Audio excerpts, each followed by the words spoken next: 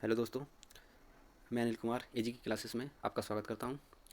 दोस्तों, जैसे कि हमें पता है कि 24 अप्रैल 2022 को हमारा एमपीपीएससी 2021 का प्री होने वाला है। और मैंने देखा कि जैसे पेपर नज़दीक आता है तो लोगों को प्रॉब्लम होने लगती है कि सिलेबस के किस टॉपिक को कहाँ से पढ़ा जाए, कौन सी बुक पढ़ें, कौन सा नोट्स पढ़ें। तो इसी तरह की समस्या को दूर करने के लिए मैंने सोचा कि जो मैंने अपने तैयारी के दौरान जो बुक्स मैंने यूज की थी, जो रणनीति मैंने अपनाई थी और सिलेबस के किस पार्ट को कहाँ से तैयार किया जाए, तो इसी उद्देश्य से मैंने ये वीडियो बनाया है ताकि इसका लाभ आप सभी को हो सके। तो चलिए दोस्तों, हम जो नया सिलेबस है उसके अकॉर्डिंग देखते हैं कि किस यूनिट के लिए कौन कौन सी बुक्स बेहतर रहेंगी। और जो बुक्स मैंने खुद यूज की थी, मैं उन्हीं को आपको बताऊंगा कि किस किस टॉपिक को अपन कहाँ कहाँ से तैयार कर सकते हैं। तो चलिए देखते हैं। जैसे एमपीपीएससी जो नया सिलेबस आया उसके अकॉर्डिंग जो हमारा प्री एग्ज़ाम जो जीएस का पेपर है उसमें 10 यूनिट शामिल हुई हैं। तो 10 यूनिट जो पहली यूनिट है वो हमारी है, उसमें है मध्य प्रदेश का इतिहास, संस्कृति एवं साहित्य। और इसके अंतर्गत 6 पॉइंट्स हैं, जिसमें जैसे फर्स्ट पॉइंट हमारा है कि मध्य प्रदेश के इतिहास की महत्वपूर्ण घटनाएं एवं राजवंश हुआ। सेकंड है स्वतंत्रता आंदोलन में मध्य प्रदेश का योगदान और मध्य प्रदेश की कलाएँ, स्थापत्य कला। उसके अलावा जो थर्ड है जनजातियाँ हुई। उसके बाद त्योहार त्योहार हुए, लोक संगीत वगैरह, है ना, प्रमुख साहित्यकार उनकी कृतियाँ, है ना। इसके अलावा हमारा इसके आगे की जो प्रमुख धार्मिक और पर्यटन स्थल हुए और जो हमारी जनजाति व्यक्तित्व हुए, है ना। तो इन सब के लिए मध्य प्रदेश की कोई भी, जैसे कि मैंने जो जो मैंने यूज़ की थी बुक्स वो थी, मैंने महेश वर्माल पी थी। पर महेश वर्माल और महेश्वरी, मैंने क्या हुआ, महेश वर्माल को मैंने खुद पढ़ा था लेकिन मैंने महेश्वरी भी देखी है, तो ये बुक्स भी अच्छी है। तो आप इन दो में से कोई भी एक बुक्स को रेफ़र कर सकते हैं। और मतलब दोनों बुक्स में इतना कंटेंट है कि आप इस यूनिट से जो भी क्वेश्चन आएंगे, जो नॉर्मल क्वेश्चन आएंगे, जो जिनको हम ईजी से मीडियम के बीच में रख सकते हैं, जिसका जिक्र हमने अपने पिछले वीडियो में किया था कि क्वेश्चन का जो पैटर्न होता है वो 3 फॉर्मेट में होता है। एक तो कुछ क्वेश्चन ईजी होते हैं, कुछ मीडियम होते हैं, कुछ टफ होते हैं। तो अगर आप ये बुक्स पढ़ते हैं तो जो ईजी से मीडियम के बीच में जो क्वेश्चन आएंगे वो सब क्वेश्चन आपको यहाँ से मिल जाएंगे। और जो टफ क्वेश्चन होते हैं वो तो एमपीपीएससी खुद ही जानता है कि वो कहाँ से देता है। बाकी नॉर्मल बुक्स में तो वो क्वेश्चन मिलते नहीं है, है ना।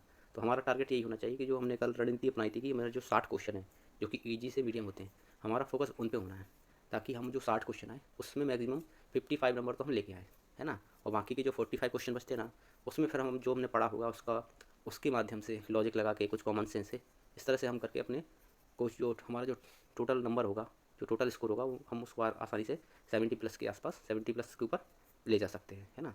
तो जो फर्स्ट यूनिट थी उसके लिए हम महेश वर्माल या महेश्वरी दो में से किसी भी बुक को यूज कर सकते हैं। मैंने महेश वर्माल यूज की थी लेकिन मैंने महेश्वरी को भी देखा है, वो भी एक अच्छी किताब है ना। तो आप दो में से कोई भी एक बुक यूज कर सकते हैं। सेकेंड यूनिट है हमारी भारत का इतिहास। इसमें हमारा क्या प्राचीन है और मध्यकालीन भारत। इसके अलावा हमारा क्या है मॉडर्न है, जिसमें स्वतंत्रता संघर्ष हुए, है ना, राष्ट्रीय आंदोलन हुआ और सामाजिक धार्मिक सुधार आंदोलन हुआ, ये सब है। तो इसके लिए जो बुक मैंने प्रेफर की थी वो थी दृष्टि आइस की हिस्ट्री की क्विक बुक। ये मतलब इस बुक को मैंने खुद पढ़ा है, बहुत अच्छे से पढ़ा है। ये किताब सबसे बेस्ट किताब है, क्योंकि अब जो एमपीपीएससी के क्वेश्चन आने लगे हैं जिस तरह के, अब वो लूसेंट से बाहर निकला है, थोड़ा डीप पूछने लगे हैं। और लूसेंट में उतनी जानकारी नहीं है जिस तरह से क्वेश्चन आए, जिस तरह के क्वेश्चन पिछले साल आए हैं। जैसे उसमें पूछा था कि ब्रह्म समाज आदि ब्रह्म समाज हुआ, साधारण ब्रह्म समाज, इस तरह के जो क्वेश्चन आए थे। और कुछ मजूम मतलब कुछ थोड़ा डीप क्वेश्चन थे, वो सारे क्वेश्चन मैंने खुद पढ़ाई की है, मैंने खुद पढ़ा था। तो उसमें दृष्टि आइज की जो क्विक बुक है उसमें वो सारे क्वेश्चन उसमें अवेलेबल थे ना। तो मुझे लगता है ये बुक सफिशिएंट है। और अगर आप इस बुक को पढ़ते हैं तो ना केवल प्री बल्कि आपकी जो मेंस में 3 यूनिट हैं, जिसमें एंशियंट है, मेडिवल है और मॉडर्न। वो 3 यूनिट भी आपकी यहाँ से तैयार हो जाएंगी अगर आप इस बुक को अच्छे से पढ़ लेते हैं। प्री के साथ साथ आपकी 3 यूनिट मेंस की प्रॉपर तैयार हो जाएंगी, 100% तैयार हो जाएंगी, क्योंकि इसमें इतना कंटेंट है ना। तो इस यूनिट के लिए आप दृष्टि आइज की जो क्विक बुक है हिस्ट्री की, उसको आप पढ़ सकते हैं। उसके बाद जो थर्ड यूनिट है उसमें भारत मध्य प्रदेश का भूगोल। तो इसमें वन, इसके अंतर्गत जैसे वन हुए, वन उपज, नदियाँ, पर्वत, जलवायु और खनिज संसाधन, परिवहन वगैरह हुए। तो इन सब के लिए भी आप जो जो बुक्स आप फर्स्ट यूनिट के लिए पढ़ेंगे एम पी जी के की कोई भी, जैसे महेश वर्माल, महेश्वरी हुई, वही किताब आप इस यूनिट के लिए भी पढ़ेंगे, क्योंकि एम पी जी के में जो बुक्स होती है उसमें ये सब चीज़ें हैं। तो फर्स्ट यूनिट और थर्ड यूनिट इन दोनों के लिए जो एम पी जी की महेश वर्माल या महेश्वरी दो में से कोई भी एक बुक आप पढ़िए। सिर्फ आप एक ही बुक को पढ़िए, दोनों बुक को पढ़ने की कोई ज़रूरत नहीं है। एक ही बुक को पढ़ें, दूसरी बुक पढ़ने से अच्छा कि आप उसी बुक को दोबारा पढ़ें। मतलब पेपर से पहले आप जितनी बार एक ही बुक को 2 3 जितने बार रिवाइज कर सके, मैक्सिमम से मैक्सिमम कीजिए। तो उसे एक बुक से ज़्यादा पढ़ने का एक तो ना तो टाइम है, क्योंकि ओनली सिर्फ 3 महीने बाकी हैं, है ना। और ना उसका कुछ फ़ायदा है। मान के चलो अगर आप एक बुक और पढ़ते हो सकता है एक आपसे एक दो क्वेश्चन और बन जाते हैं। लेकिन उसकी अपेक्षा अगर आप एक ही बुक को 2 से 3 बार पढ़ेंगे ना, तो जो ईजी से मीडियम क्वेश्चन है ना, उसकी गारंटी है कि आप जहाँ आप 60 में से 50 या 45 क्वेश्चन सही कर रहे थे, लेकिन अगर आप उसको बार बार पढ़ेंगे तो हो सकता है कि आप 55, 57, 58 तक क्वेश्चन सही कर जाएँ, जो कि ईजी से मीडियम क्वेश्चन 60 के आसपास, 60 से 65 के आसपास होते हैं, है ना। इसलिए किसी एक बुक को पढ़िए और बार बार पढ़िए, यहाँ वहाँ भागने की कोई ज़रूरत नहीं है। उसके बाद हमारी जो चौथी यूनिट है वो है भारत एवं विश्व का भूगोल। इसके लिए जो दृष्टि आइस की बुक है, दृष्टि आइस की जो क्विक बुक है वो सबसे बेस्ट बुक है। ये भी उसी जो हिस्ट्री की किताब, हिस्ट्री की जो क्विक बुक है बिल्कुल सेम उसी तरह है। अगर आप इसको पढ़ते हैं तो ना केवल आपका प्री बल्कि आपका मेंस भी तैयार हो जाएगा पूरा, क्योंकि इसमें इतना कंटेंट है ना। और जिस तरह के क्वेश्चन अब थोड़ा जो पहले क्वेश्चन आते थे ज्योग्राफी के लूसेंट से, कि जो लूसेंट की ज्योग्राफी छोटी सी थी आप उसको पढ़ लो, उसी में से क्वेश्चन आ जाते हैं। लेकिन अब एमपीपीएससी का सिलेबस ही बदल गया है, उसका पैटर्न भी बदल रहा है ना। और धीरे धीरे वो क्वेश्चन थोड़ा डीप पूछ रहे हैं ना, तो उसके लिए ज़रूरी है कि आप थोड़ा अच्छी किताब पढ़ें, इसमें थोड़ा कॉन्सेप्ट भी हों, है ना, कुछ फैक्ट भी हों, ये सब चीज़ें आपको एक ही जगह मिल जाएँ, है ना। तो इसके लिए आप दृष्टि आइस की जो ज्योग्राफी की कोई बुक है वो सबसे बेस्ट बुक है। और मैंने खुद इसको पढ़ा है, ना केवल एमपीपीएससी के लिए बल्कि मैं यूपीएससी के लिए मैंने इसी को पढ़ के मैंने 2 बार यूपीएससी भी क्वालिफाई किया है, यूपीएससी प्री। उसके बाद 5वीं मिनट हमारी है कि राज्य की संवैधानिक व्यवस्था, है ना। इसमें मध्य प्रदेश की संवैधानिक व्यवस्था हुई, विधानसभा उच्च न्यायालय वगैरह, है ना, त्रिस्तरीय पंचायती राज, ये सब चीज़ें, है ना। और सेकेंड इसका जो पार्ट भी है वो है राज्य की अर्थव्यवस्था। तो जो संवैधानिक व्यवस्था है ये आपको एमपीजीके की जो महेश वर्मा या महेश्वरी की किताब है उसमें आपको ये सब चीज़ें मिल जाएंगी। इसमें बेसिकली क्वेश्चन पूछे जाते हैं, मुख्यमंत्री से पूछे जाते हैं कि कौन सा मुख्यमंत्री कब क्या रहा, राज्यपाल के बारे में पूछा जाता है ना। और जो उच्च न्यायालय के न्यायाधीश, जैसे पिछली बार क्वेश्चन आया था कि कौन सा उच्च न्यायालय का जो न्यायाधीश था जो सुप्रीम कोर्ट का भी न्यायाधीश रहा, है ना, इस तरह के क्वेश्चन। तो ये सब चीज़ें आपको किसी जो वर्मा या महेश्वरी 2 में से कोई भी एक, किसी भी दोनों बुक में आपको आसानी से चीज़ें मिल जाएंगी। तो आपको सिर्फ नाम वगैरह याद रखने हैं, पंचायती राज वगैरह ये सब चीज़ें, जैसे पिछली बार आर्टिकल पूछ लिया था नगर पालिका का, है ना। तो ये सब चीज़ें आपको आसानी से जो आपकी एमपीजी की बुक होगी इसमें आसानी से वाली यूनिट आराम से मिल जाएगी। जो पॉलिटी वाली एमपी, जो एमपी की संवैधानिक व्यवस्था वाला जो सेक्शन है, उसके बाद अर्थव्यवस्था। तो ये सब चीज़ें भी आपको एमपी की जो जीके की बुक उसमें मिल जाएगी। जैसे जनसंख्या वाला चैप्टर हुआ, है ना, आर्थिक विकास, जो आर्थिक योजनाएं वगैरह हुई, है ना, उद्योग धंधे वगैरह, है ना। इसके अलावा जो जनजातियाँ हुई, है ना, उनकी कल्याणकारी योजना, और ये सब चीज़ें आपको आसानी से उस बुक में मिल जाएंगी। उसके बाद हमारी जो 6वीं यूनिट आती है, 6वीं यूनिट है भारत का संविधान, शासन प्रणाली और अर्थव्यवस्था। तो इसमें देखो भारत का शासन अधिनियम 2019, 1919 और 1935 दिया है, और संविधान सभा दिया है, संघीय कार्यपालिका, राष्ट्रपति, संसद, है ना। तब इसके लिए बेसिकली पढ़ना तो चाहिए था, वैसे आप लक्ष्मीकांत पढ़ते थोड़ा आपका कंसेप्ट भी क्लियर होते हैं ना। और उस तरह से फिर कैसे भी क्वेश्चन आए, अगर आपकी एक बार समझ बन जाती है तो आप क्वेश्चन कैसे भी आ जाए, लेकिन आप उसको आसानी से सॉल्व कर सकते हैं। लेकिन चूँकि अब सिर्फ 3 महीने बाकी हैं, अगर हम लक्ष्मीकांत पढ़ने आएंगे तो फिर हमारा सिलेबस छूट जाएगा, है ना।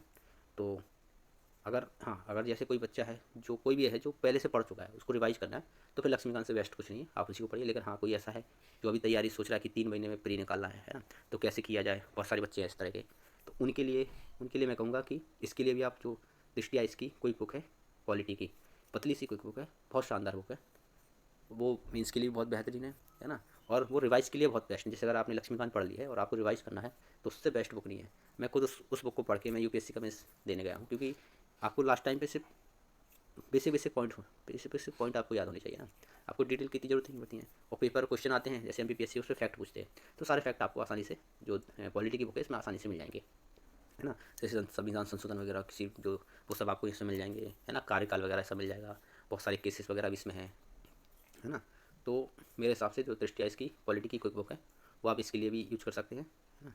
और इसके अलावा इसमें है जो अर्थव्यवस्था वाला सेक्शन है, तो अर्थव्यवस्था वाले सेक्शन के लिए मैं कहूँगा लूसेंट जो इकोनॉमी का सेक्शन है वो आप पढ़ लीजिए। क्योंकि इसके अलावा जो लूसेंट जो इकोनॉमी वाले क्वेश्चन है, जैसे एमपीपीएससी में जो इकोनॉमी जो बेसिक इकोनॉमी टाइप के क्वेश्चन तो कुछ नहीं आते, योजना वगैरह पूछी जाती है ना। तो मेरे हिसाब से इसके लिए तो आप जो लूसेंट की जो इकोनॉमी वाला सेक्शन है आप उसको पढ़िए, उतना ही आज पढ़ लीजिए। इसके अलावा जो योजना वगैरह जो करंट है वो सब आप करंट अफेयर में पढ़ेंगे वैसे भी, तो आपका जो इकोनॉमी वाला सेक्शन है उससे आपका कंप्लीट हो जाएगा। मैंने भी यही किया था, और अभी भी जब भी मैं पेपर देता हूँ, अगर इस बार भी दूंगा तो मैं सिर्फ इतना ही पढ़ता हूँ। इसके अलावा इकोनॉमी के लिए तो कुछ एक्स्ट्रा करने की जरूरत नहीं है, मैं सिर्फ ये बोलूँगा कि आप सिर्फ इतना कीजिए। फिर आती है विज्ञान एवं पर्यावरण। इसमें विज्ञान के मौलिक सिद्धांत, प्रमुख वैज्ञानिक संस्थान एवं उनकी उपलब्धियाँ, उपग्रह, अंतरिक्ष प्रौद्योगिकी। इसके लिए तो अब जैसे साइंस वगैरह, साइंस के लिए आप पढ़ सकते हैं जो विज्ञान है, इसके लिए आप पढ़ सकते हैं लूसेंट में जो साइंस है, फिजिक्स, केमिस्ट्री, बायो, आप उसको पढ़िए। वहाँ से जो भी क्वेश्चन आएंगे आप वो बस सही करिए। इसके अलावा जो बाहर से क्वेश्चन आएंगे तो उसके तो कुछ बोल नहीं सकते हैं कि हो सकता है कुछ भी पूछ सकते हैं फिर तो, है ना। तो यहाँ वहाँ भागने से बेस्ट है कि आप लूसेंट की साइंस पढ़िए, 2-3 क्वेश्चन वहाँ से अगर आ जाते हैं तो आप उनको सही कीजिए बस। और जो क्वेश्चन से बाहर जाते हैं और आपसे नहीं बनते हैं उसकी टेंशन मत लीजिए, है ना। कि वैसे भी अपन को 100 में से 100 नंबर नहीं लाने हैं। अपना अपना टारगेट है 70+ का, है ना। तो अपन को 70+ लेके चलना है। तो अपने पास 25 से 30 क्वेश्चन है कि अगर अपन नहीं भी आते कोई दिक्कत नहीं है। अपना टारगेट है 70+ का, है ना। तो एक एक दो दो क्वेश्चन के लिए अपन को किताबें नहीं पढ़नी है कि 2-2 3-3 किताबें पढ़े, है ना। अपन को क्योंकि अपने पास सिर्फ 3 महीने है ना, 3 महीने में अपना टारगेट है कि 70+ लाना है। उसके लिए आपको सिलेक्टेड बुक पढ़नी है और उन्हीं को बार बार पढ़ना है। आसानी से 70+ आसानी से आ जाएंगे अगर आप जो मैं बोल रहा हूँ, अगर आप इस तरीके से पढ़ते हैं तो मैं आपको गारंटी दे दूँ आपके 70+ नंबर आसानी से आ जाएंगे। क्योंकि मैं पिछले 4 PSC से मैंने 4 PSC क्वालिफाई किया लगातार, है ना। और उसमें मैंने सिर्फ ये रणनीति अपनी कि मैंने कुछ नहीं पढ़ा, मैं सिर्फ एक सब्जेक्ट के लिए एक ही सोच रखता था, मैं उसी को बार बार पढ़ता था, है ना। साइंस के लिए सिर्फ जो लूसेंट वाली साइंस है वो पढ़िए, इसके अलावा कुछ मत पढ़िए, कोई ज़रूरत नहीं है। 1-2 क्वेश्चन यहाँ से आएंगे, माइनस मार्किंग नहीं है, आप तुक्का मारिए या फिर आपका कॉमन सेंस है वो यूज कीजिए। हो सकता है बिना पढ़े हो सकता है 2 में से क्वेश्चन भी आपका बन गया तो कैसे या कॉमन सेंस से। उसकी अपेक्षा अगर आप एक दूसरी बुक पढ़ते हो 2 में से 2 क्वेश्चन बना लेते हो, उससे अच्छा है कि आपका एक बना। कम से कम जो आपने उसमें जो टाइम देते उससे अच्छा आप जो आपने पढ़ा उसी को रिवाइज कर लोगे। तो जहाँ 10 में से 5 क्वेश्चन बने थे आप 10 के 10 सही कर लोगे, है ना। तो अपन को फालतू यहाँ नहीं भाग रहे हैं, है ना। और इसके बाद फिर जो जैसे वैज्ञानिक संस्थान हुए उनकी उपलब्धियाँ वगैरह अंतरिक्ष ये सब भी लूसेंट की साइंस वगैरह साइंस टेक वगैरह में दिया है। इसके अलावा सब चीज़ें आप करंट अफेयर में पढ़ोगे क्योंकि ये सब चीज़ें वैसे लेटेस्ट जो करंट में वहाँ से पूछते हैं।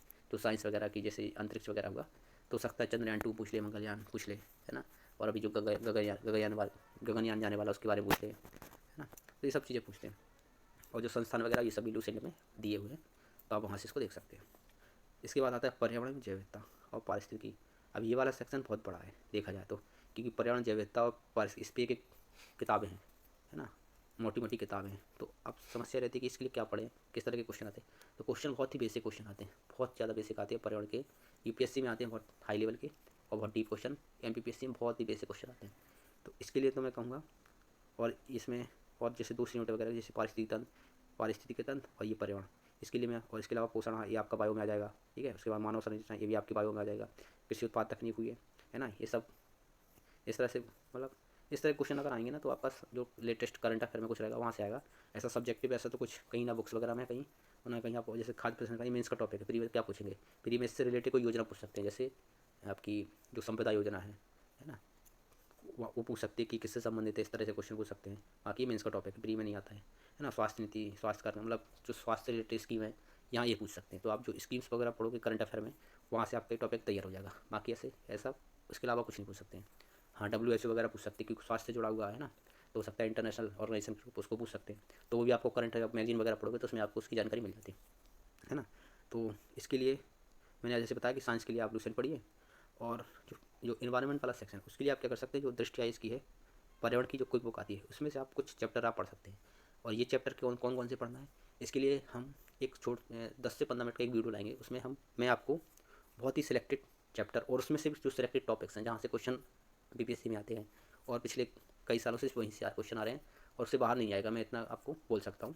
तो लगभग 5 से 10 मिनट का मैं छोटा सा वीडियो बनाऊँगा, उसमें मैं इसके जो इंपॉर्टेंट चैप्टर उसमें भी इंपॉर्टेंट टॉपिक से आपको वो बता दूंगा। इसके अलावा भी हम कोशिश करेंगे कि इस चैनल पे हम पर्यावरण के लगभग 200 से 300 क्वेश्चन इंपॉर्टेंट क्वेश्चन जहाँ से मतलब अगर ये मैं बोल सकता हूँ सकता है 200-300 में जैसे जो पर्यावरण के 2 से 3 क्वेश्चन आएंगे हो सकता है उसमें से फंस जाए।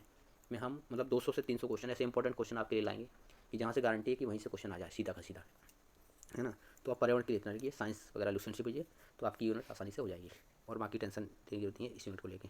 आप सिर्फ इतना पढ़िए साइंस आप लूसेंट से। एनवायरमेंट के कुछ चैप्टर आप दृष्टि आई इसकी उसकी वो कुछ चैप्टर कौन से होंगे मैं आपको उसकी जानकारी दे दूँगा, छोटा सा वीडियो बनाऊँगा। उसके अलावा आपको पर्यावरण के 200 से 300 क्वेश्चन हम आपको प्रोवाइड करा देंगे इसी यूट्यूब चैनल के माध्यम से। उसके बाद 8वीं यूनिट इसमें है करंट अफेयर वगैरह, नेशनल और इंटरनेशनल करंट अफेयर। इसके लिए आप कोई भी जैसे वार्षिक करंट अफेयर जैसे SPD की आती है, प्रत्युत्तर दर्पण की आती है। इसके अलावा MP घटना चक्र की बुक आती है, पतली सी रहती है, वो मुझे सबसे बेस्ट लगी है। जैसे अभी जनवरी में वो ईयरली आती थी, जनवरी वाला जो एडिशन होता था उसमें क्या है जो पिछले साल के जो करंट अफेयर है वो पूरा रहता था, तो पतली सी बुक वो। और इसके अलावा जैसे जो अभी जैसे जनवरी फरवरी मार्च आपका अप्रैल में फ्री है, तो जो 3 महीने की मंथली सिर्फ 4 अगर आप सिर्फ 4 ही मैगजीन अच्छे से पढ़ लेते हैं तो इससे बाहर करंट अफेयर कुछ नहीं जाएगा तो फिर वो ऐसा करंट होगा जो किसी नहीं बनेगा, है ना। और अगर आपको वो नहीं पढ़ना तो आप SPD भी ले सकते हैं वार्षिक वाली, है ना। और जो 1-2 महीने के हैं उसकी मंथली कोई मैगजीन ले सकते हैं। इसके अलावा करंट अफेयर को लेकर भी हम 500 क्वेश्चन लाएंगे इस यूट्यूब चैनल पे, जो पिछले 1 साल से, जिसमें मार्च तक का करंट अफेयर हम शामिल करेंगे। 500 क्वेश्चन इंपॉर्टेंट करंट अफेयर लाएंगे, जो एमपीपीएससी के लिए सबसे इंपॉर्टेंट करंट अफेयर लाएंगे। यहाँ हवा के क्वेश्चन नहीं लाएंगे, ज़बरदस्ती क्वेश्चन नहीं हम बनाएंगे, हमसे वही क्वेश्चन लाएंगे जो एमपीपीएससी से पूछे जा सकते हैं। ज़बरदस्ती के क्वेश्चन बनाने के लिए हम क्वेश्चन नहीं लाएंगे। उसके अलावा नवी यूनिट है सूचना एवं संचार प्रौद्योगिकी। इस यूनिट में देखा जाए तो बेसिकली पूछे जाता है, जो क्वेश्चन पूछा जाता है वो है मेनली कंप्यूटर से पूछे जाते थे पिछले साल से। अभी जो नया सिलेबस है उसमें सब ऐड कर दिया ई गवर्नेंस वगैरह, लेकिन उन्होंने फिर भी क्वेश्चन उन्हें कंप्यूटर से ही पूछे थे। जो 2020 का पेपर हुआ था उसमें अगर देखा जाए तो अगर 7 क्वेश्चन पूछे थे उन्हें कंप्यूटर से, जिसमें से लगभग 4 से 5 क्वेश्चन कंप्यूटर के थे, 1-2 क्वेश्चन उन्हें यहाँ से पूछ लिए थे। तो इसके लिए तो मैं कहूँगा कि जो कंप्यूटर की बुक है ना वो है परीक्षा मंथन, आप इसको अच्छे से पढ़िए, क्योंकि अगर अगले बार मैं देखूँगा अगर अप्रैल में जो पेपर होगा तो चांस है कि अगर 8 से 10 क्वेश्चन आते हैं तो 50% क्वेश्चन कंप्यूटर से ही होंगे। इसके अलावा जो नए टॉपिक जुड़े हैं, जैसे ई कॉमर्स जुड़ा है, इंटरनेट ई गवर्नेंस जुड़ा है ना इसके अलावा रोबोटिक्स जुड़ा है, इलेक्ट्रॉनिक सूचना प्रौद्योगिकी, इन सब से भी क्वेश्चन पूछ सकते हैं। तो इसके लिए मेरे हिसाब से आप निर्माणा इसकी बुक है पतली सी, वो आप पढ़ लीजिए। और इसके अलावा परीक्षा मंथन कंप्यूटर के लिए, इससे आपका ये यूनिट आपकी सफिशिएंट हो जाएगी। अगर 10 क्वेश्चन आए, 10 में से अगर आप 6 से 7 क्वेश्चन भी आपसे बन गए, बस बहुत है। इतने में आपका आराम से 70+ क्वेश्चन, 70+ जो आपके नंबर हैं आसानी से आ जाएंगे। 100 में से 70+ आसानी से आ जाएंगे, है ना। अपन को 100 में से 100 वैसे नहीं लाना है ना। अपन को टॉप नहीं करना है, टॉप अपन को करना है मेंस में। फिर भी अपन को आसानी से सिलेक्शन चाहिए, बस चाहे 70 में हो जाए चाहे 72 में हो जाए, है ना। अपना नंबर इतने होने चाहिए कि अपन को ये ना सोचना पड़े कि यार होगा कि नहीं होगा ना।